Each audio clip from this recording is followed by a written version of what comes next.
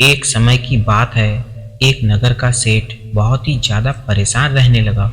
ना तो उसकी दुकान सही से चलती थी और ना ही उसके घर में किसी सदस्य की तबीयत ही ठीक रहती थी।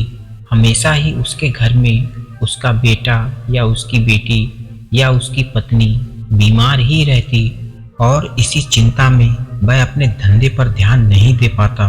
इसी वजह से उसकी दुकान धीरे धीरे डाउन होती चली गई। अब ना तो सेठ के पास अच्छा खासा धंधा रहा और ना ही उसके घर में किसी प्रकार की खुशियां रहीं।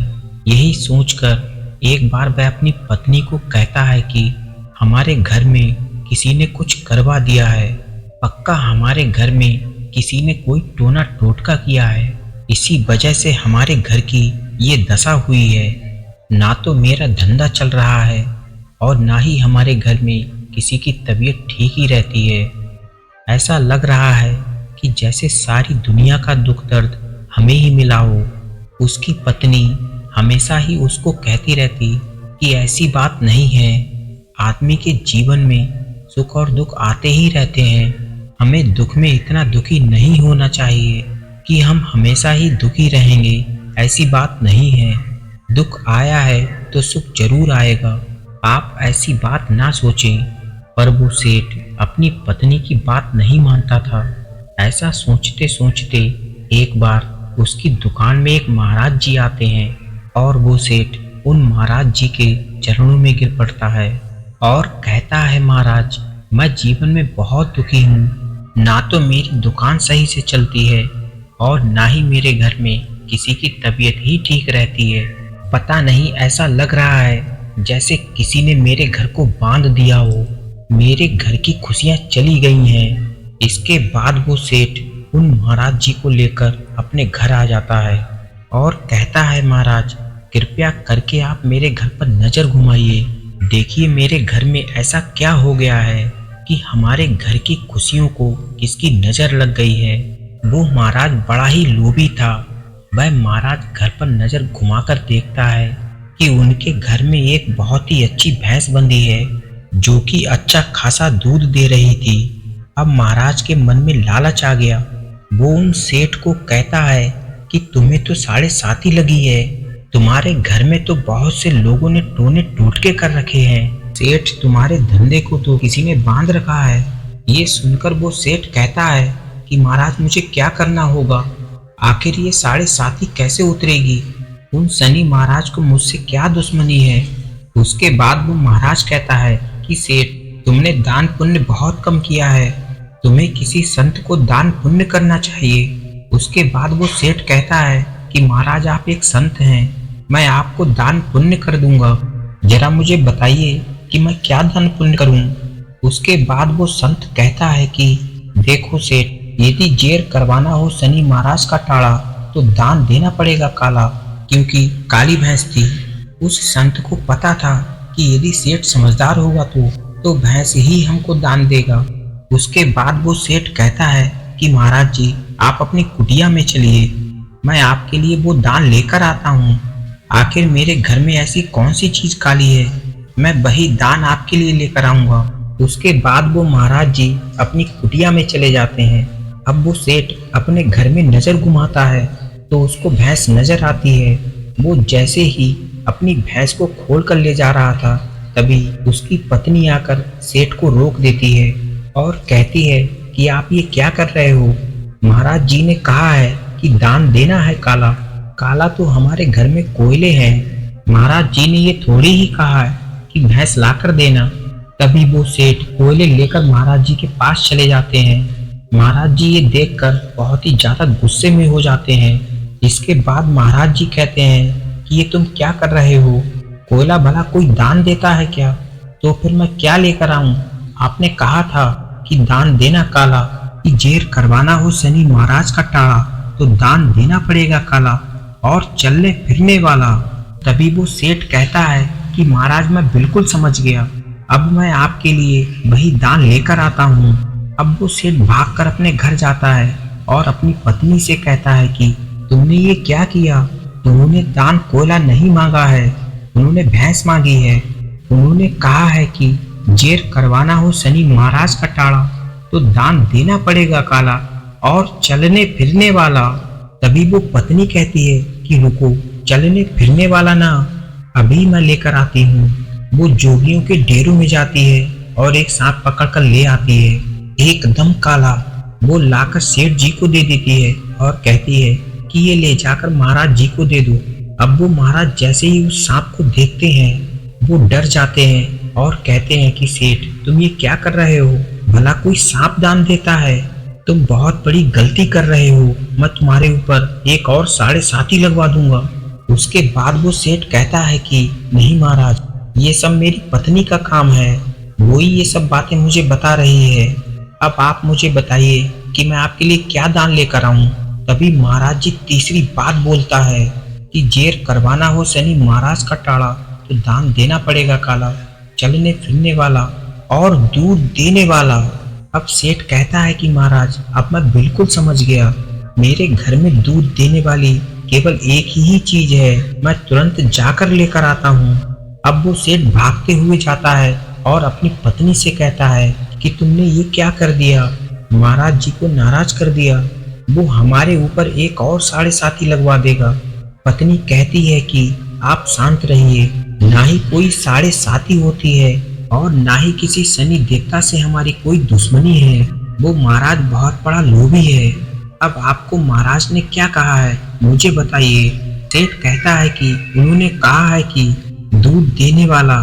तभी वो पत्नी कहती है कि रुको, उसके बाड़े में एक कुतिया ब्याई हुई थी और वो बिल्कुल काली थी। वो एक तिगारी के अंदर बच्चों को डालकर सेठ को दे देती है और कहती है कि इसको ले जाकर महाराज को दे दो। अब वो कुतिया अपने बच्चों को ले जाते देख अब वो कुतिया भी सेठ के पीछे पीछे लग गई। अब सीधे महाराज के पास जाकर उतारता है और कहता है कि ये लो महाराज, चलने फिरने वाला, काला भी है और दूध देने वाला भी है, सब है इसमें। तभी वो महाराज हंसने लग जाते हैं। तभी वो महाराज कहते हैं कि सेठ मुझे पता है कि तुम इतने बड़े ज्ञानी नहीं हो, यदि तुम इतने बड़े ज्ञानी होते तो तुम पहली बार ही ये समझ जाते कि ना तो कोई 7.5 होती है और ना ही हमारी किस्मत को कोई छीन सकता है। जरूर ये तुम्हारी पत्नी की करामात है और मैं तुम्हारे घर चलना चाहता हूँ। तभी वो महाराज और सेठ के घर आते हैं। महाराज उनके घर आकर उनकी पत्नी को कहते हैं कि तुमने अपने मन में ये दृढ़ संकल्प कर लिया कि महाराज को ये भैंस दान में नहीं देनी है। मैं भला कितना भी सेठ को समझाकर भेजूं, तुमने हर बात का कुछ ना कुछ मतलब निकाल कर उसका उत्तर निकाल कर मुझे दिया। इंसान चाहे तो क्या कुछ नहीं कर सकता। उसके बाद वो महाराज कहते हैं कि तुमने जो संकल्प लिया है उस संकल्प को बरकरार रखना। अपने मन में हमेशा ये सोचना कि तुम्हारी किस्मत का कोई कुछ नहीं कर सकता, तुम खुद उसके निर्माण दाता हो। आज मैं तुम्हें 2 ऐसे शब्द बता रहा हूँ जो इतने ताकतवर होंगे जो तुम्हारी जिंदगी को बदल कर रख देगा। क्योंकि तुम्हारे मन में इतना विश्वास है तो जरूर ये 2 शब्द तुम्हारी जिंदगी बदल देगा। वो महाराज कहते हैं हमारा मन बहुत ही ज्यादा शक्तिशाली होता है, बस हमें इस मन को सही से समझना होता है। हम जो भी चाहते हैं वो हमारे साथ होता है। जब पहली बार तुम्हारे घर में दुख आने शुरू हुए उसी दिन से तुम नकारात्मकता अपने घर में ले आए। तुम्हारा बच्चा बीमार रहने लगा तो तुम कभी सकारात्मक सोच ही नहीं पाए, हमेशा ही नकारात्मक बातें सोचते रहे और इसी वजह से तुम्हारे घर में एक के बाद एक दुख आते गए और इसी वजह से तुम्हारा धंधा भी डाउन हो गया।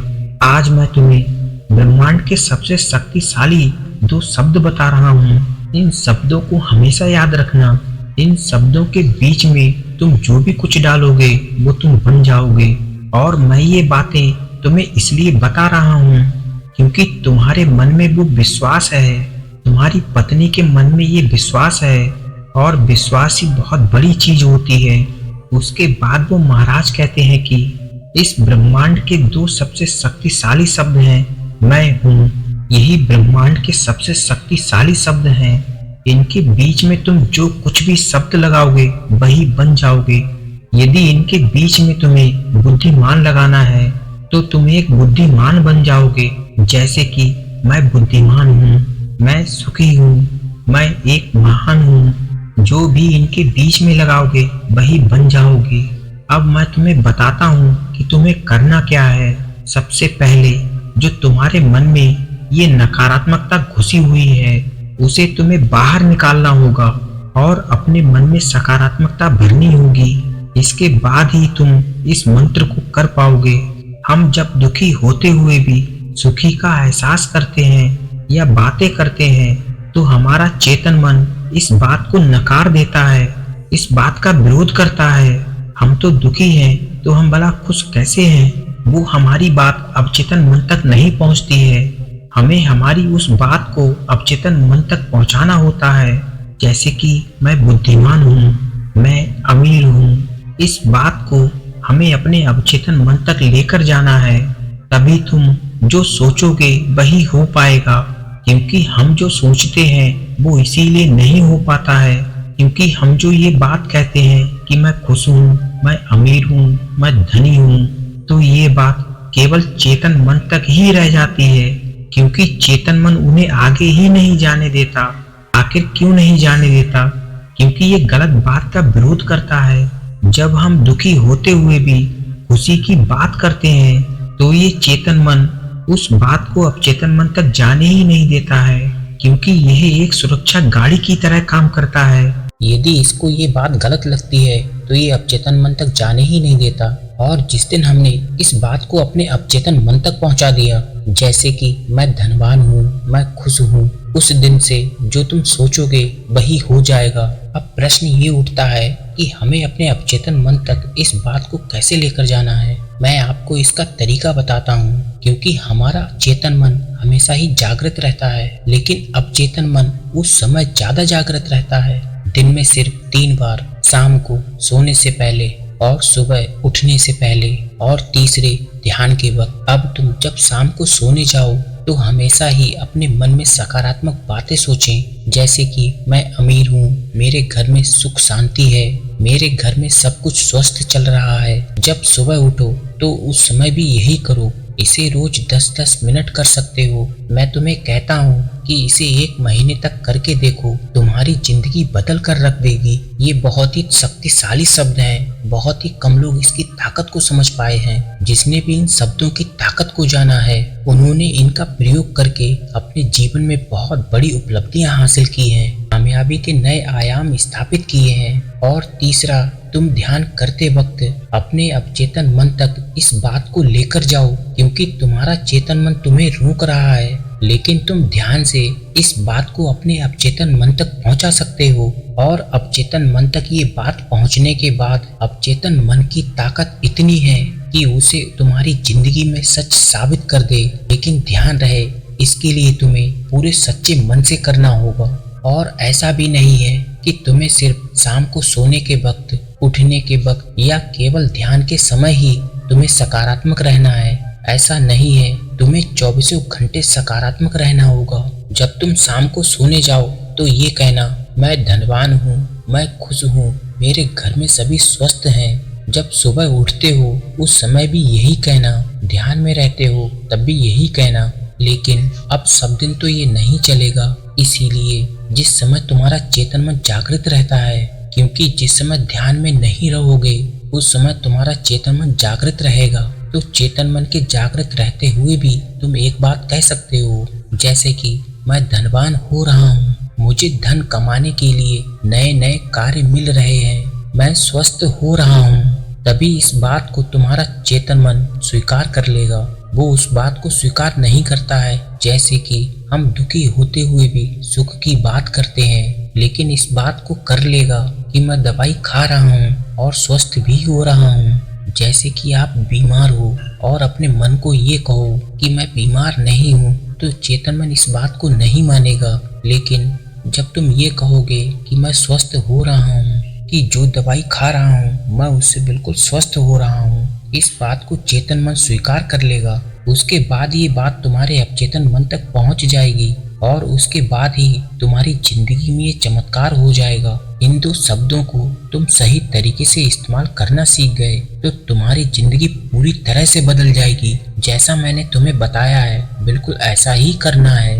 और तुम्हें विश्वास रखना है कि तुम बिल्कुल खुश हो जाओगे। तुम्हारी जिंदगी में खुशियां लौट कर आ जाएंगी। तुम्हारी दुकान का धंधा अच्छा चलना शुरू हो जाएगा। इसे बिल्कुल पूरे विश्वास के साथ कहना, जैसे कि तुम्हारी पत्नी के मन में ये पूरा विश्वास था, जैसे कि मुझे दान नहीं देना है तो नहीं देना है। यही सकारात्मकता, यही विश्वास तुम्हें अपने मन में रखना है। तब तुम देखना कि धीरे धीरे तुम्हारी जिंदगी चेंज हो जाएगी।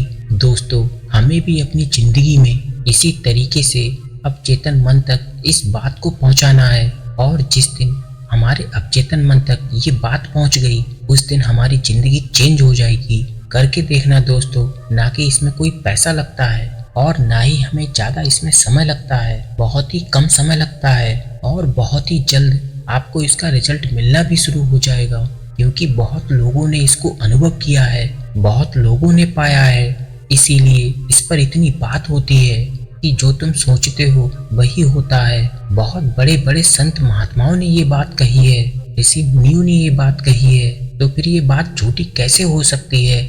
हम इसको नकार कैसे सकते हैं? और विश्वास के साथ इसे करना तो पूरी जिंदगी आपकी चेंज हो जाएगी। जो आप सोचोगे वही होगा। तो दोस्तों, उम्मीद है कि आपको ये कहानी पसंद आई होगी और दी हुई जानकारी आपको अच्छी लगी होगी। ऐसी ही कहानियाँ हम आपके लिए लाते रहेंगे, तो चैनल को सब्सक्राइब कर देना। मिलते हैं अगली वीडियो में, तब तक के लिए अपना और अपनों का ख्याल रखें। धन्यवाद।